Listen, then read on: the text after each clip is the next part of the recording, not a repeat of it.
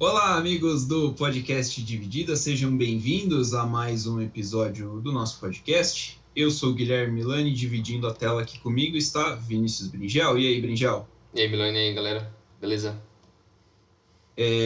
Nessa semana, né, a gente tem aí o episódio falando do Campeonato Brasileiro. O Brasileirão chegou na metade essa última rodada meio quebrada, né? É. Feriado de 7 de setembro que acabou rolando. Aí, né, o feriado confuso, né, conturbado, país afora, a rodada de futebol confusa e conturbada, continente afora, né, mas a gente não vai comentar muito esse assunto. Isso é o que não falta, É, né? nossa senhora, baderna é o que não falta por aqui. É, vamos pegar aqui essa metade do Brasileirão. Vocês devem lembrar que alguns meses atrás a gente fez meio que um preview do Brasileirão, né? A gente já estava praticamente na segunda rodada, mas a gente contou as nossas expectativas do que a gente esperava que fosse acontecer no Campeonato Brasileiro. A gente vai ver meio caminho andado para muitos times, né? A gente sabe que tem time que tem jogo a menos. Como que tá aí, se deu tudo certo, como é que tá indo, quem tá bem, quem tá mal, quem foram as surpresas positivas e negativas. Olhando para a tabela hoje, a gente tem alguns times com jogos a menos, né? Que não falei, com o Atlético, o Palmeiras, o Flamengo, o Bragantino. O Flamengo tem 2 jogos a menos, tem 3 jogos a menos, desculpa, É. né? O O Grêmio Grêmio também. tem dois jogos a menos, mas a gente já está contando que isso aqui é metade do campeonato. O líder hoje é o Atlético Mineiro, tem 39 pontos, é uma baita campanha de primeiro turno do Atlético Mineiro. O segundo campeonato, o segundo colocado, desculpa, é o Palmeiras com 35. Para você ter uma ideia da campanha do Atlético Mineiro no primeiro turno, essa campanha do Palmeiras, 11 vitórias, 2 empates e 5 derrotas, é a melhor campanha do Palmeiras nos últimos 5 campeonatos brasileiros, incluindo os 2 anos que o Palmeiras foi campeão. Em terceiro, Fortaleza, quarto, Bragantino, Flamengo em quinto, Corinthians em sexto, fecham a zona da Libertadores, Fluminense em sétimo, Atlético Goianiense oitavo, Atlético Paranaense o nono, Ceará o 10º, Cuiabá o 11º, Internacional o 12º fecham a zona de Sul-Americana, Juventude 13º, Santos 14º, São Paulo 15º, Bahia 16º são os times fora da zona da degola, que tem América Mineiro, Sport Clube do Recife, Grêmio e a Chapecoense em último na lanterninha com o mesmo número de vitórias nesse Campeonato Brasileiro que eu, Guilherme Milani, o apresentador deste podcast. E que é o time do Dividida no Campeonato Brasileiro, né? É. Nosso time aqui, eu e o Bringel, também temos 0 vitórias no Campeonato Incríveis. Brasileiro. Bringel, você quer começar aí falando o que você achou desse primeiro turno de campeonato? E aí a gente já dá a introduçãozinha do que a gente esperava alguns meses atrás. Beleza. Então, antes da gente meio que relembrar o que a gente fez no programa de alguns meses atrás, antes de começar o Campeonato Brasileiro, né? Que foi aquele tier list que a gente fez, né? Dividiram quem que a gente esperava que ia ir bem, quem que ia concorrer a título, quem que ia... Meio que quem esperava de cada um. Mas as maiores surpresas, eu acho, até agora, né? Primeiro, tem os que surpreenderam positivamente e os que surpreenderam negativamente. Eu acho que o Fortaleza, o Bragantino e o Corinthians são as maiores surpresas positivas, porque o Corinthians, principalmente depois das chegadas dos últimos jogadores agora nas últimas semanas, como o Roger Guedes, o Renato Augusto, o Juliano, agora o William vai chegar também, mudou incrivelmente o patamar da equipe. O time vai, o que eu não esperava, é brigar por Libertadores. Mas o Fortaleza também surpreenderam demais, fazendo uma ótima campanha. É o que também a gente não esperava que fosse tão bem, por mais que era uma equipe que nos últimos, sei lá, 3 anos, desde que o Rogério foi pro Fortaleza, o time mudou de patamar, se Sim, profissionalizou bem demais, virou um time competitivo, mas a gente não esperava que o salto para brigar por competições a nível internacional seria para agora, né? Eu acho que o Fortaleza tem tudo para pelo menos tem chance de chegar no Libertadores com esse time.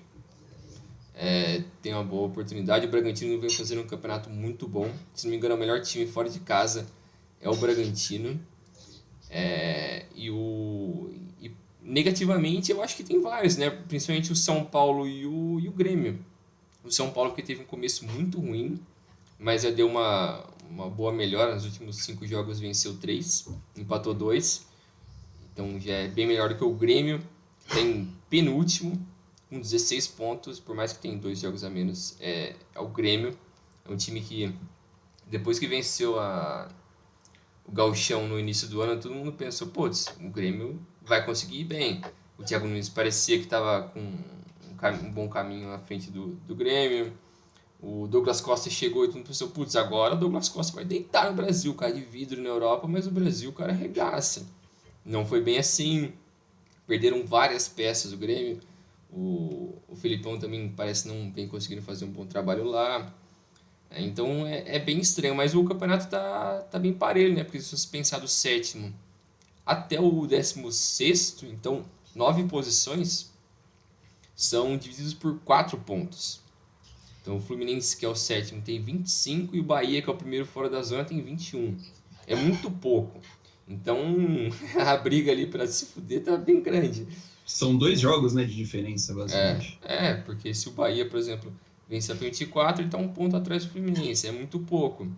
Por mais que É que é o brasileiro, né? Então sempre os times oscilam muito no Campeonato Brasileiro. Que é esperado, mas o São Paulo e o Grêmio vêm fazendo uma campanha bem ruim, abaixo do que a gente esperava. O Cuiabá até surpreendeu um pouco. Porque o Cuiabá eu achei que ia estar brigando para voltar para a Série B. E está em 11º, por mais que a diferença de ponto não é muito grande. É uma boa campanha para um time que sobe da Série B, porque geralmente quando os times que sobem da Série B no Brasil, a gente espera que pelo menos uns 3 já volta. Faz aquele bate e volta na hora, porque o nível é muito diferente. A questão financeira também pesa bastante, mas quando você tem um time que faz um trabalho decente, por mais que não tenha tanto investimento, você ia ver uma diferença. Eu acho que o Cuiabá vem fazendo isso e o Fortaleza era um exemplo disso, quando ele subiu da primeira vez 2 anos atrás, né? Dessa última vez. Isso. Foi campeão da Série B, aí voltou com o Rogério. Mas essas eu acho que são as principais mudanças. Aí vamos relembrar basicamente o que foi aquela nossa expectativa no início do campeonato, né? Vou falar ela aqui já. A gente dividiu por tabelas, né? Por prateleiras. A primeira prateleira a gente tinha colocado o Atlético Mineiro, o Flamengo, o Palmeiras e o São Paulo, que eram as equipes que a gente achava que ia brigar por título e, consequentemente, ir para a Libertadores. A segunda prateleira, as equipes que poderiam brigar pela Libertadores e talvez surpreender dando um salto para essa primeira prateleira, que era o Fluminense, o Grêmio, o Internacional, o Atlético Paranaense, o Fortaleza e o Bragantino. E a terceira prateleira eram as equipes que a gente pensava que ia ficar no meio de tabela ali, que não ia ameaçar muito e talvez um ou outro poderia cair para a zona de rebaixamento.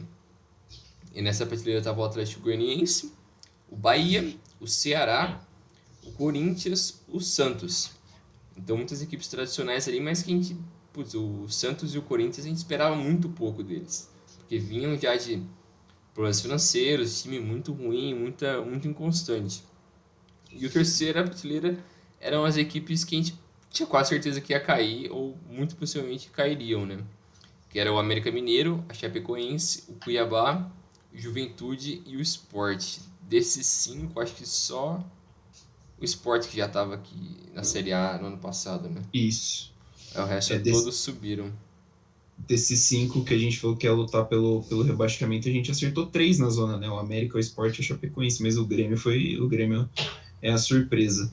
Você tinha citado o Corinthians, né? Você citou o Corinthians como uma surpresa positiva, e assim, cabe a gente lembrar que muitos dos reforços ainda nem estrearam direito, né?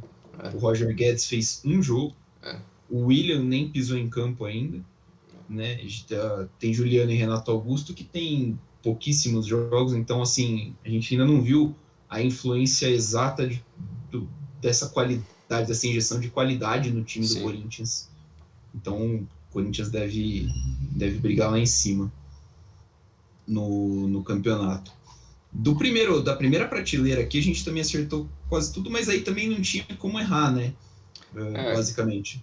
Atlético, Flamengo e Palmeiras são os 3 maiores orçamentos do país e é natural que esses times estejam estejam ali em cima, né? O Flamengo, se você contar os 3 jogos a menos que o Flamengo tem como vitórias, o Flamengo tem 40 pontos. Chega a 40 pontos e assume a liderança. Sim. Um ponto na frente do Galo. Mas o Flamengo já deu umas osciladas também no campeonato, não é nada garantido que vá, né, vencer os 3 jogos em haver. E aí, da segunda prateleira, né, acho que a gente meio que acertou Bragantino e Fortaleza, né? Que a gente colocou ali times que estão ali prontos para dar o bote. Os que tinham mais potencial, acho que, para fazer isso, só que não dá para cravar, eram esses dois, e conseguiram, né? A gente ficou meio assim, né, também porque quando a gente fez o primeiro programa, o Vojvoda tinha 7 jogos só no comando do Fortaleza, né? Então, eram, claro, 5 vitórias e 2 empates, mas a amostragem era muito curta. Apesar de serem resultados muito bons, querendo ou não, com todo respeito, Campeonato Cearense, uma Copa do Brasil ali, uma Copa do Nordeste. Então, não tinha muita amostragem. O Atlético Paranaense Cara, o Atlético Paranaense é uma grande incógnita. Não sei o que esperar do Atlético. Projeto que tem, é um time que tem um projeto legal. Imagino que o Rogério Ceni cairia que nem uma luva nesse time. Sim, porque eu é um pensei cara nisso. que é uma diretoria que leva o futebol de forma séria, embora todas as restrições que eu pessoalmente tenha com o Petralha, né, e a influência que ele tem no futebol. Acho que seria um fit interessante. O Grêmio é um desastre. Uma piada. O Grêmio é um desastre. Assim. O Grêmio e o Inter. O Grêmio e o Inter. Mas o Inter ainda está num caminho interessante. Né? O Inter hoje é o 12º. Beleza, né? Não é assim o que a gente esperava para o Inter. Mas na mão do Aguirre, eu acho que o time pode render mais. E vale lembrar que o time também não tem mais nada para jogar esse ano, só vai jogar o Brasileirão. Mas também não vou esperar o Inter chegar lá em cima e tirar uma vaga de Libertadores de ninguém. Não acho que esse seja o teto do Inter. Acho que o teto do Inter está um pouquinho mais abaixo. Agora, o Grêmio, cara, é bizarro. E vai me desculpar, o Filipão foi campeão brasileiro pelo Palmeiras em 2018, mas o Filipão não é técnico faz muito tempo. Sim. Já passou da hora do Filipão pegar o bonezinho dele, pendurar, ir lá pescar nos ranchos dele lá, fazer vinho, sei lá o que cacete que ele curte fazer. Vê se você concorda comigo. O último bom, entre aspas, trabalho dele foi o Palmeiras campeão da Copa do Brasil em 12. Esse trabalho foi ruim. Mas o time era horrível, cara. O time era horroroso. Tanto que no... Então, chamar de ruim também é um pouquinho demais. Mas assim, não é difícil, porque o time basicamente caiu, né? O time caiu com ele, porque ele treinou mais da metade do Campeonato Brasileiro também. Então, mas foi campeão. Então, o título da Copa do Brasil é gigantesco. Porque é gigantesco você ganhar alguma coisa com aquele monte de tiriça que o Palmeiras tinha. Né? Mas acho que é o último trabalho assim, de certa relevância. Decente assim que ele fez, né? Apesar que a Copa das Confederações que ele ganhou com o Brasil, o Brasil ganhou bem aquela Copa das Confederações. Mas, assim, né? É uma Copa das Confederações, né? Para depois o vexame que... Não sei, né? Porque depois dali do Palmeiras ele foi pro Brasil, depois ele saiu do Brasil depois do 7-1. Ele treinou o Grêmio. Aí ele foi pra China. Foi pra China e acho que daí voltou pro Palmeiras. Se não estiver esquecendo de nada. E o trabalho anterior dele no Grêmio, logo após o Brasil, também já não foi muito bom, não. O trabalho dele no Palmeiras, em 2018, foi bom. Foi assim, né? Ele fez o que ele sabe fazer. Montou o ferrolhozinho lá, falou pro Dudu, carrega o time e... o elenco era melhor também. O elenco já era mais qualificado. O elenco era muito bom. E o Palmeiras conseguiu ganhar aquele título com grandes atuações do Dudu e do Bruno Henrique, principalmente, né? E do Everton no gol. Então, né, tem seu mérito, claro, mas sim. O Filipão não é exatamente conhecido por mostrar um futebol muito possante já há bastante tempo. O Fluminense, cara, o Fluminense mandou embora, né, o Roger Machado depois da eliminação da Libertadores. Eu, particularmente, não sei se eu concordo com essa eliminação, mas é fato que o time deu uma melhoradinha depois, né, da saída dele. né? Tá agora com o Marcão como treinador e o desempenho deu uma melhoradinha.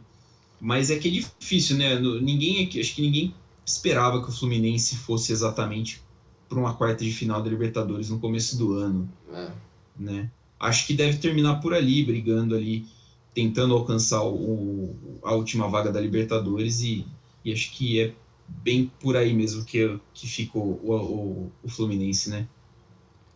Eu também acho que é por aí. O Fluminense, a gente tinha meio que uma dúvida assim do que esperar do Fluminense, só que enxergava ele com um certo potencial. Acho que era parecido com o Grêmio, como a gente enxergava no começo do ano, o Fluminense e o Grêmio. Sim. Mas eu acho que o Grêmio obviamente decepcionou muito mais. Mas é que é complicado, mano. O time do Fluminense, putz, eu acho que o Roger fez um bom trabalho, se você pensar como um todo. Só que primeiro eu não entendi como eles trouxeram ele de volta. Eu não entendi porque que eles trouxeram ele dessa última vez. A lógica por trás disso. Mas beleza, no fim ele fez um bom trabalho pra mim. Fez um trabalho ok. E, porra, os caras mandaram ele embora depois porque eles pensavam o quê? Que o time era obrigação ganhar a Libertadores? Pô, isso é de brincadeira, né, velho? Assim, a gente entende, né?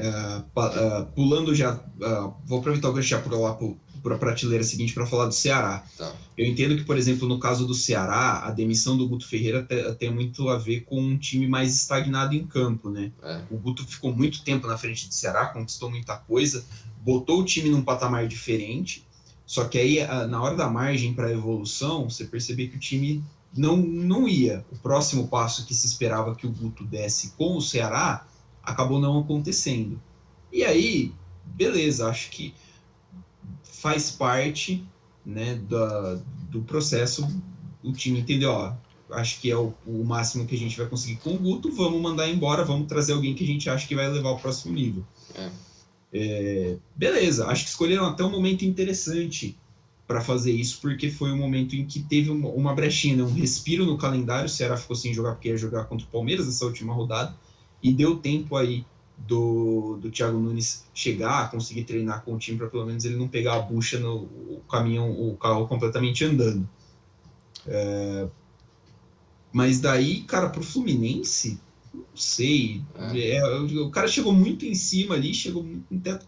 Mas o Roger, obviamente, não tinha o tempo de casa que teve o Guto Ferreira para saber se é o máximo mesmo que ele consegue Sim. levar esse time. E vai lembrar também que o Fluminense também tem bastante problema financeiro, né? O Fluminense Sim. não é exatamente um time que pode simplesmente montar um elenco do nada aqui, assim, trazer o jogador que quer a hora que quer, né? Então, Não tem tem material que humano trabalhar. também. Porque é aquela coisa, né? Pra você exigir muito do técnico, você tem que dar tempo e material humano. Se você não tem nenhum dos dois, pô, você tá querendo milagre do cara. Exatamente. Então, e não é como se o Roger Guedes fosse o. Porra, não, o Roger Guedes, cara. O Roger Machado. Então, o Roger também não é lá essas coisas, não. Também não é. Mas o Roger Machado também não é o. Porra, o Guardiola do Brasil, né? Um cara inovador. Ele é um. Pô, ele é ok aqui, eu acho, mas. Enfim. Olhando aqui para o que estava no nosso arquivo do primeiro programa, né? Tá o Eduardo Barroca como técnico do Goianiense. O Eduardo Barroca hoje é técnico do Botafogo. O Barroca vai subir com o Botafogo da Série B. O Botafogo que era o time que eu menos tinha esperança assim, menos eu acreditava que fosse subir da Série B assim, entre Botafogo, Vasco e os que caíram na última temporada. O Bahia também para mim é uma certa decepção nessa temporada, apesar de ter o Gilberto. O Gilberto é um dos artilheiros, né, do Campeonato Brasileiro, mas para mim não deixa de ser uma certa decepção, porque se esperava mais. É um time que tem um projeto muito interessante também de futebol, o time profissionalizou a gestão, um time que pensa o futebol de uma forma muito profissional, desbarrando numa campanha muito ruim. Hoje o time está na porta da zona do rebaixamento e correndo sérios riscos de entrar na zona de rebaixamento. Então, para mim também conta com uma certa... Tem um amigo meu que é baiano, eu sempre quando tem o jogo do Bahia, tá na TV, eu mando foto pra ele fica sempre falando, porra, esse técnico acho que tá jogando videogame, que escalação é essa, caralho? Não faz sentido. Ele fica puto. Eu acho que isso exemplifica exatamente como é a estatística do time. Porque é o time com a pior defesa do campeonato, e fora do G5 é o time com o melhor ataque.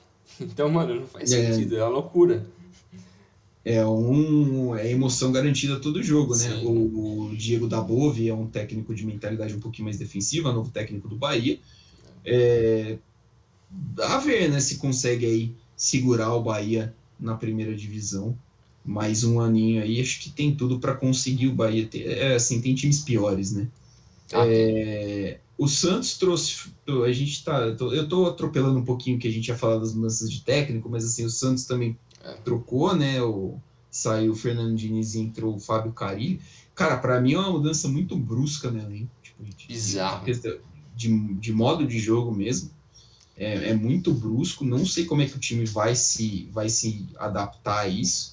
Mas também não acho que o Santos corre risco, né? O time do Santos, querendo ou não, tem ali um talento aqui, outro talento ali, apesar do Marinho já ter jogado merda no ventilador essa semana, ter exposto a diretoria de algumas coisas, acho que o Santos ainda briga bem. O que pesou bastante pro Diniz foi a eliminação da Sul-Americana, né? É. Porque eliminou o Independiente, mas aí você vai eliminando pelo Libertad do Paraguai, porra, é sacanagem demais, cara. Eu acho que o Diniz, eu acho que ele precisa. Não sei se agora é a hora de rever os conceitos dele.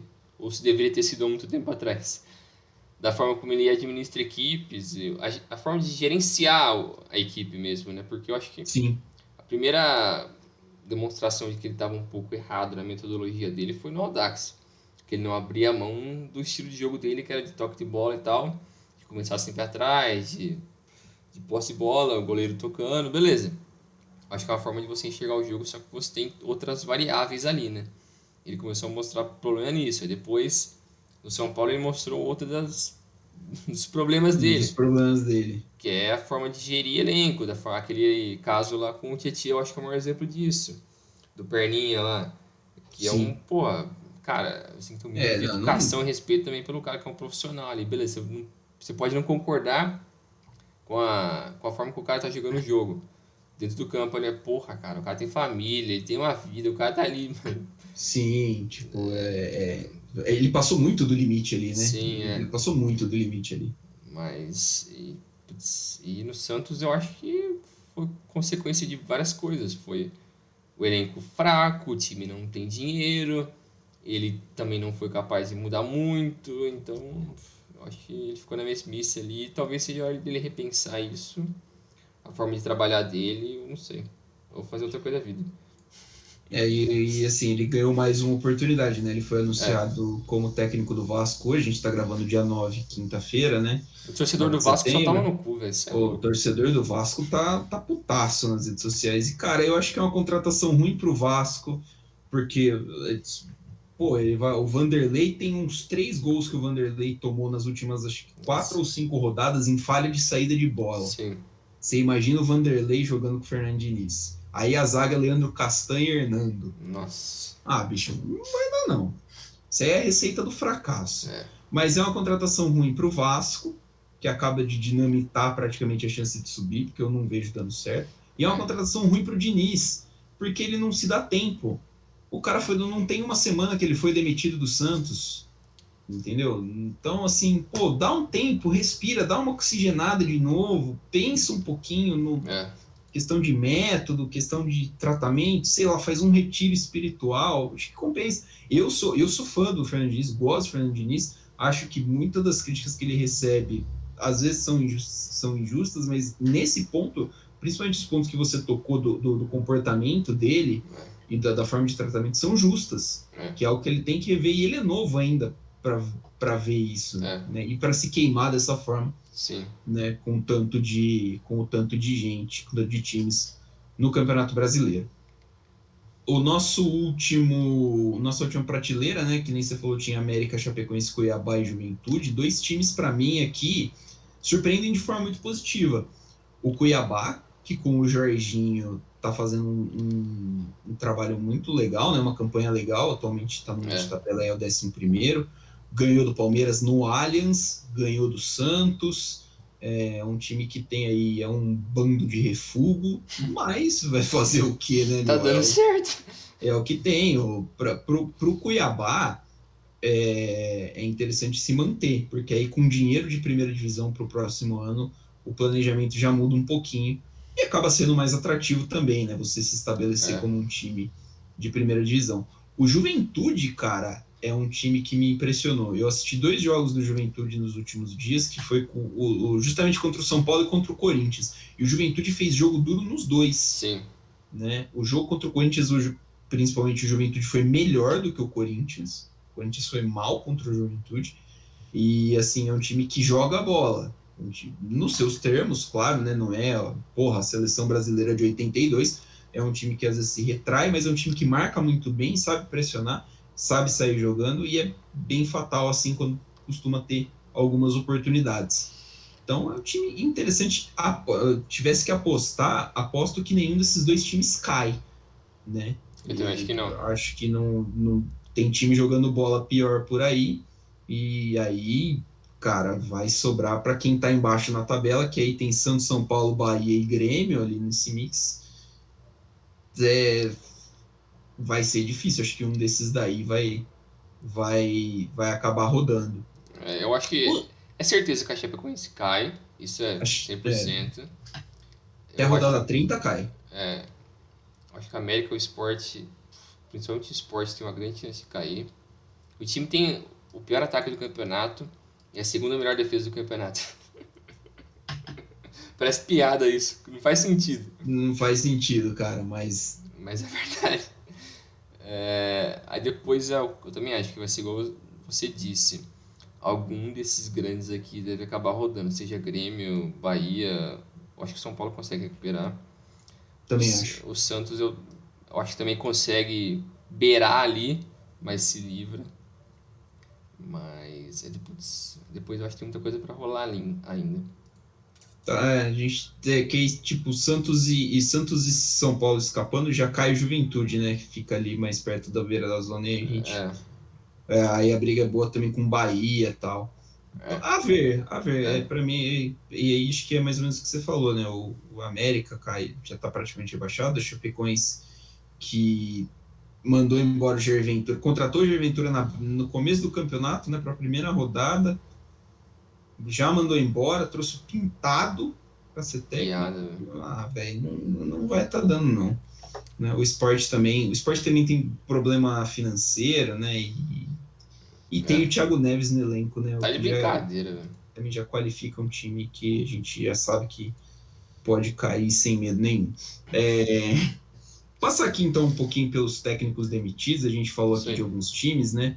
O Cuiabá foi aquele caso bizarro, né? A gente já fez o primeiro programa com o técnico do Cuiabá já tinha sido Foi demitido. muito boa essa. O Valentim rodou na primeira rodada com empate contra o Juventude. Foi o único técnico que caiu sem ter com empate, né? Que não foi com derrota, porque de resto, o Miguel Ángel Ramírez caiu com derrota, foi na rodada 2, na rodada 3 o Lisca pediu para sair com derrota, Grêmio demitiu o Thiago Nunes na rodada 9, o Flamengo demitiu o Ceni. Foi depois da derrota para o Fluminense, mas assim, um É. certo tempo depois, foi mais antes do jogo contra a Chapecoense do que depois. Jair Ventura caiu da Chape depois de derrota para o Santos na 14ª rodada. O Dado Cavalcante saiu do Bahia depois da 16ª rodada, uma derrota para o Atlético Goianiense. Roger Machado a gente citou que foi demitido depois da eliminação para Libertadores. Humberto Louser do Sport saiu, né, por acordo depois de uma derrota para o São Paulo. O Guto Ferreira caiu depois de perder para o América Mineiro no Ceará. Curioso que o Ceará era o 8º na época, o Ceará agora está na 10ª posição. O Fernando Diniz caiu depois da derrota para o Cuiabá na última rodada. O Santos está na 13ª posição e o Antônio Oliveira é a última demissão, a demissão mais recente do futebol brasileiro no Campeonato Brasileiro da Série A. Ele foi demitido, ele pediu demissão, entregou o cargo hoje depois de ser eliminado na semifinal do Campeonato Paranaense pelo Cascavel, que tinha 14 jogadores à disposição na partida. Que incrível. Tem que ver isso aí, né? Vale lembrar que o Atlético Paranaense joga o Campeonato Paranaense com Sub-23, né? É. Não é exatamente assim o time titular do Atlético Paranaense, mas mesmo assim, pô, é pesado, né? Pô, perder ali o Atlético Paranaense, não chegar nem na final do Paranaense e não perder ainda para um rival direto é muito feio. Agora, Brinja, a gente passa pelas mudanças de elenco, né? É isso. Vamos pegar. Como teve muita mudança, muita gente que veio, muita gente que foi embora. Então tem uma lista gigante aqui. Então a gente vai tentar pegar uns destaques assim de cada time. Então vamos seguir por ordem alfabética aqui, o América Mineiro. Eu acho que a principal contratação foi o Zarate, jogador argentino que veio do Boca Juniors. 34 anos, né? Mas é um bom nome, né? É um bom nome, mas super aleatório, não sei o que ele veio fazer aqui. Sim. O Berrio, ex-jogador do Flamengo, não sei se muita gente vai lembrar dele. Campeão da Libertadores pelo Atlético Nacional. Isso, aquele time que enganou o mundo inteiro, que enganou o Brasil inteiro, na verdade. O Brasil inteiro. De interessante, eu acho que só esses dois, né? Do América Mineiro. O Atlético Paranaense trouxe o Pedro Rocha, atacante que jogou no Flamengo, jogou no Grêmio, tava no...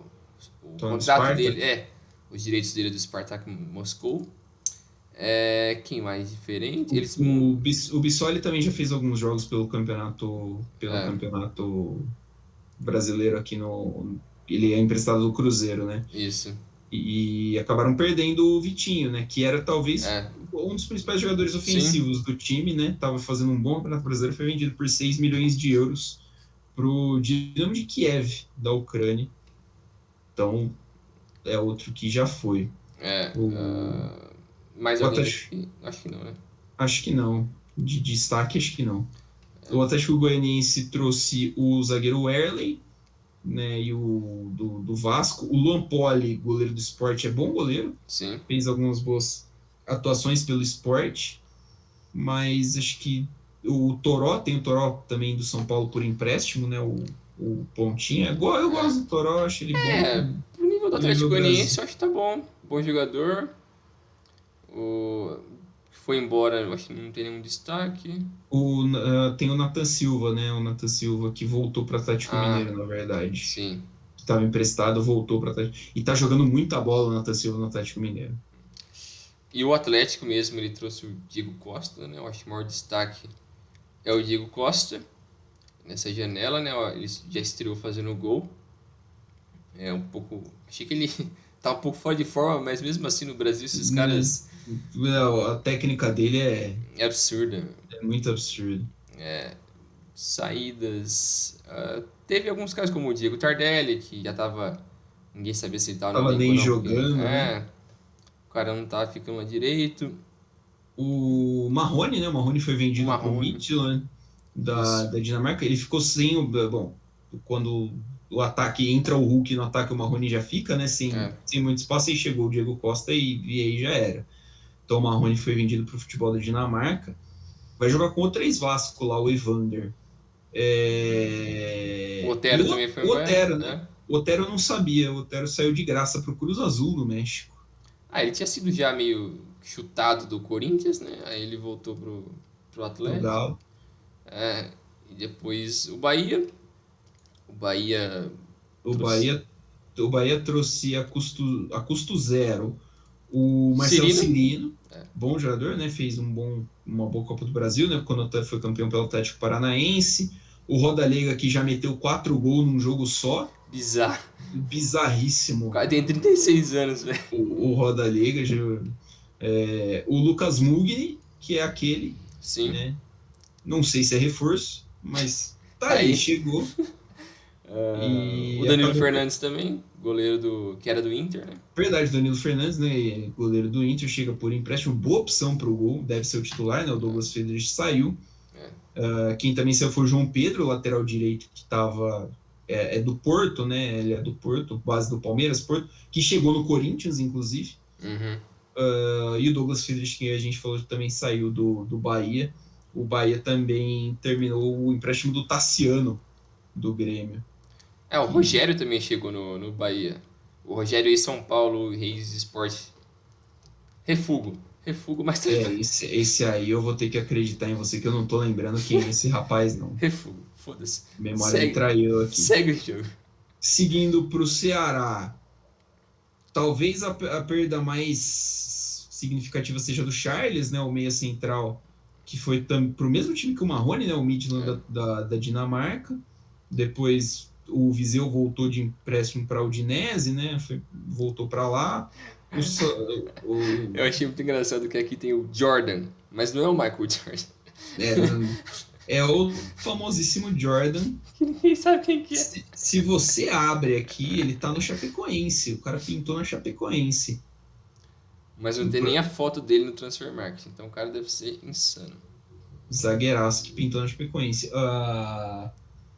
Mas o Ceará não trouxe, né, ninguém assim, de muito peso assim, Não. nessa janela. Pulando ali para Chapecoense, a principal contratação da Chapecoense, eu até gaguejei porque eu precisava ver quem que era o rapaz, o artilheiro do Mundial Sub-20 de 2011. Henrique Almeida, né? Ídolo no Botafogo, ídolo no Vitória e ídolo no São Paulo. E no Grêmio. E no Grêmio, a gente fez categoria de base. O Henrique Almeida volta para o futebol brasileiro, estava sem time, chega na Chapecoense, num time que muito provavelmente vai cair para a segunda divisão, então não sei se ele vai conseguir salvar a Chape, que perdeu o Lucas Mineiro, o volante, para o Braga, custo de 1,5 milhão de euros, que é o lucro da Chape nessa janela. Aí a gente vê o Corinthians, né? O Corinthians teve uma boa, né? Uma boa janela, né? Juliano, Renato Augusto, Roger Guedes, William, o próprio João Pedro por empréstimo. Traz toda essa galera sem gastar um tostão, né? E manda muita gente embora também, né? Se livrou do Ramiro, do Davó, do Vital, o Leonatel, o Gemerson, o Otero, todo mundo vazou. Bruno Mendes também saiu, né? Foi emprestado para o Inter. A maioria dessa galera é empréstimo, então deve voltar e provavelmente ser negociado de novo depois. Mas, querendo ou não, subiu bem o nível do elenco do Corinthians. Bons nomes. Cuiabá trouxe o Alain Pereur, campeão da Taça Libertadores da América e da Copa do Brasil com o Palmeiras. E um maluco, o Cabreira, do América de Cali, da Colômbia. Jesus Cabreira, desconheço. E aí só dispensou uma galera aí também. Tem um cara que chama Pop. Isso é verdade, o nome do cara é Pop. P-O-P. O rapaz Pop foi dispensado. 19 aninhos apenas o Pop. Tadinho. Não faz parte mais do Cuiabá. O Flamengão, né? O Flamengo também fez uma baita de uma janela. Sim. Andrés Pereira, Kennedy, esse Clebinho, não sei quem é, mas é o lateral direito que volta do Cruzeiro. Tem uma galera voltando de empréstimo, mas principalmente o Kennedy, eu acho que vai ser o principal reforço aí. O Kennedy, também acho. Imagino que vai destruir nessa segunda parte da temporada. E ainda pode trazer mais gente, né? O Flamengo ainda pode trazer mais gente, né? Tá sondando o Davi Luiz, né? Sim, a janela para times brasileiros ainda fecha a partir do dia 20, 22 de agosto, alguma coisa assim. Mas o Flamengo perdeu o Gerson pro futebol francês, pro Olympique de Marselha, e o Rodrigo Muniz. O Rodrigo Muniz fez bastante gol no começo da temporada, foi pro Fulham. Sim. Tinha uma boa contratação do Fulham. O Fluminense perdeu... Não sei se é pra dizer que é uma perda, né? Mas perdeu o Robinho, o Nonato... Não, chegou o Nonato. Chegou o Nonato. Chegou o Nonato, chegou o João Arias. Esse cara eu lembro do Santa Fé. Foi embora. Cara, é engraçado você olhar essas coisas que tem tanto nego aleatório. O Fluminense, Marcos Paulo. O Marcos Paulo, que é bom jogador, né? É bom jogador. O Fluminense vendeu um rapaz que chama Metinho, que tem dupla nacionalidade brasileira e congolesa, por 5 milhões de euros para o Troyes, da França. Fica aí a informação. Bom negócio. Pulando para o Fortaleza, né? O Fortaleza fez a principal contratação do campeonato, trazendo o Lucas Lima, Você tá do feliz, Palmeiras. Né? Livrou essa bucha lazarenta. Tô contente. Espero que o Lucas Lima vá bem. Ele não tem culpa que as pessoas resolvem dar 1 milhão por mês. Se eu fosse no Palmeiras, quem vai falar que não, na verdade? Mas o bom time do Fortaleza Sim, também não perdeu ninguém de muito importante, assim, né? Talvez o Edson Carius, que tenha sido emprestado para o Ferroviário de Ceará, tenha jogado alguma coisinha aqui, outra ali, mas assim, não perdeu muita gente nessa janela. é. O Grêmio trouxe o mito Miguel Borja, Miguelito. o Juan, que veio do Sassuolo por empréstimo. Desconheço. Vamos ver se é bom jogador. O Vila Sante, O Vila Sante é interessante, meio sim, interessante. O Campas também, né? também interessante. Duas apostas no mercado sul-americano. Mas perdeu muita gente, né? Já tinha negociado o PP. Também perdeu o Matheus Henrique, o Juan. Muita gente foi O embora, né? o Léo Chu, que começou bem a temporada, né? O Pinares. O O Paulo goleiro Vitor. chama gol Paulo Vitor, infelizmente foi embora, para tristeza dos atacantes que enfrentam o Grêmio. O Michael também rescindiu, né? O Maicon rescindiu o contrato para parar de pesar, né? O salário ele ganhava muito bem lá. Então, e já não estava contribuindo, né? Há bastante Faz tempo. tempo o Maicon. O Inter trouxe Gabriel Mercado, zagueiro de lateral de 34 anos do Al Rayyan do Catar. Ridículo, cara. Eu sei lá, né, cara? É uma contratação que eu não faria, mas, enfim. É, Não sei. Acho que dá para achar coisa melhor por um preço. Acho que dá. O mercado deve ter alguma coisa ainda para render, sim, mas sei lá. O Bruno Mendes do Corinthians, por outro lado, é uma ótima aposta. sim. É Jovem. um jovem, 21 anos, zagueiro, né? Pode compor bem ali o elenco do Inter, que perdeu o Thiago Galhardo, que vai se reencontrar com o único cara que fez ele jogar bola na vida, que é o Thiago Cudê lá no Celta de Vigo. O Thiago Galhardo caiu muito para cima com essa, cara. Não, desculpa. Não tem como. O Thiago Galhardo caiu muito para cima nessa. Mano, o cara tem 32 anos, tá indo jogar na Europa agora. Cara. A primeira vez. Nossa. O Inter perdeu o Danilo Fernandes por empréstimo para o Bahia. O Sim, Peglow é um menino talentoso, é uma boa promessa, foi para o Porto B sim.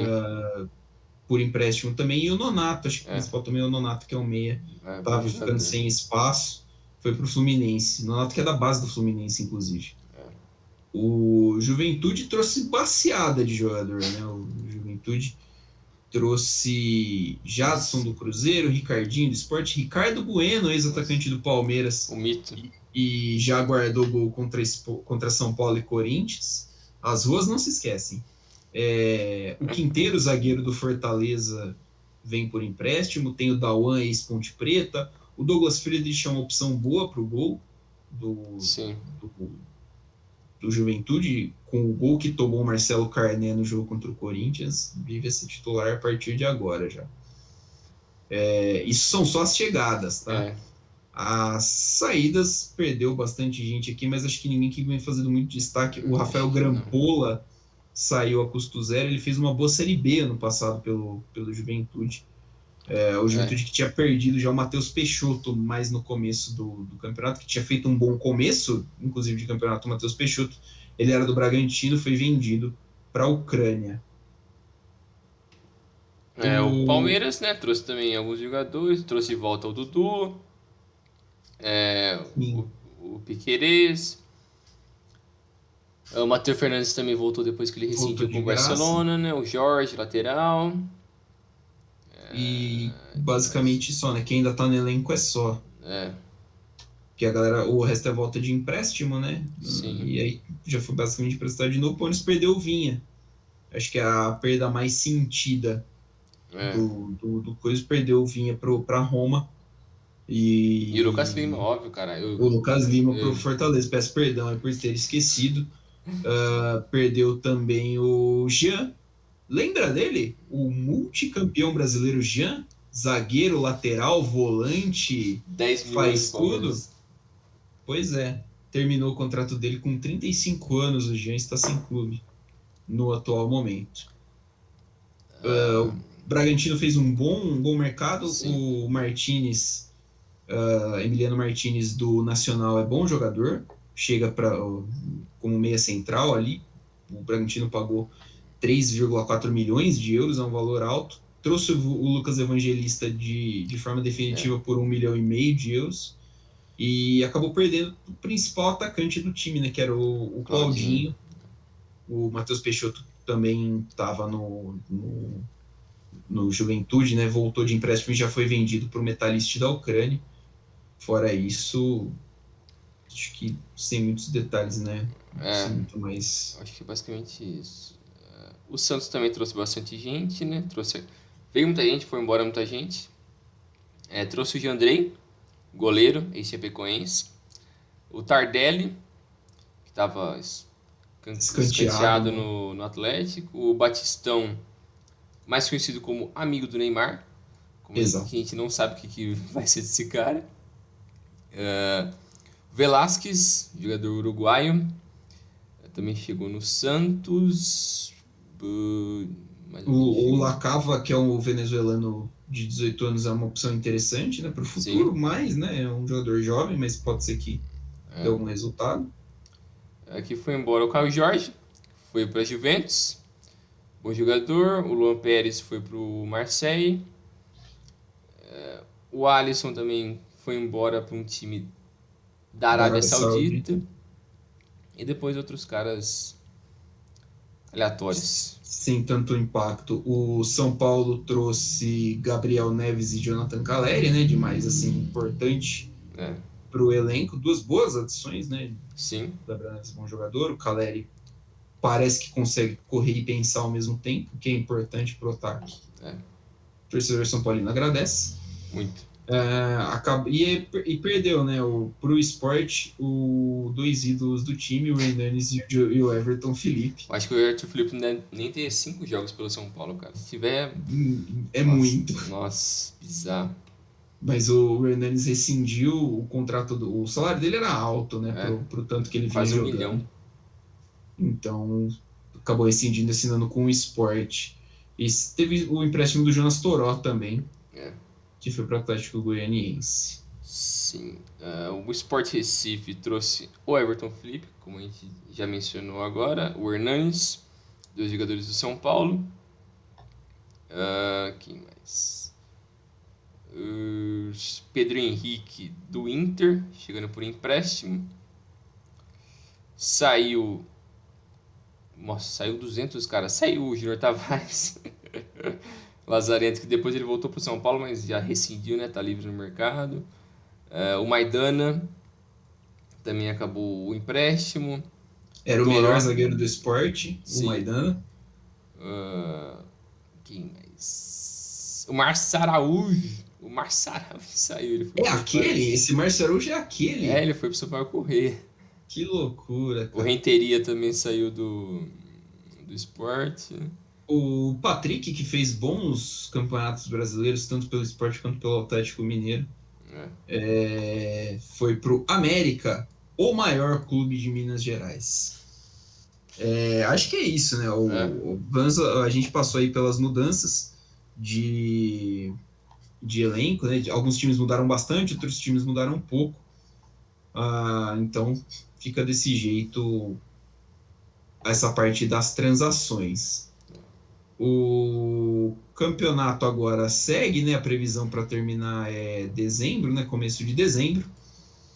A gente já deu aqui mais ou menos a letra do que a gente acha que deve acontecer daqui para frente, né? Isso. O pelotão da frente provavelmente vai continuar tendo Atlético Mineiro, Flamengo, Palmeiras, Fortaleza, Red Bull, Bragantino e Corinthians. Esse é o meu G6. Acho que termina dessa forma. São times que devem crescer bastante. E se eu tivesse que apostar em rebaixados, Sport Clube do Recife, Chapecoense, Grêmio e América Mineiro. Eu também acho que dificilmente vai mudar tanta coisa assim. Talvez o Grêmio consiga dar um gás para sair. Eu acho que tem uma boa chance. Porque tem muito apertado ali na zona de rebaixamento. Mas a Libertadores eu acho que vai ser esses 6 mesmo. Só se alguém der uma sequência muito absurda e roubar a vaga, sei lá, do Bragantino ou do Fortaleza. Mas eu acho que vai ser basicamente isso mesmo. É isso aí. Vamos ver o que vai ser do fim do campeonato aí.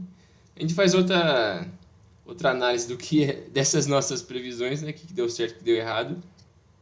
E perspectiva para o futuro, para o próximo ano. O que pode esperar do mercado, dos times, né? E o que ficou.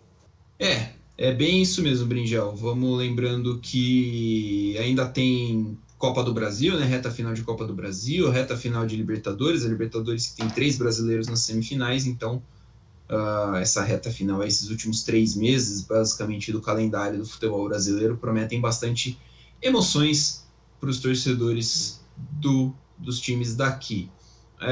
Mais alguma coisa, Brinjal? Alguma observação? Eu acho que é isso aí. Até os próximos programas. Valeu, pessoal. Valeu, Milan. Até a próxima. Ficamos por aqui então, galera. Valeu, até a próxima. Semana que vem tem mais. Voltamos com mais um episódio. Valeu!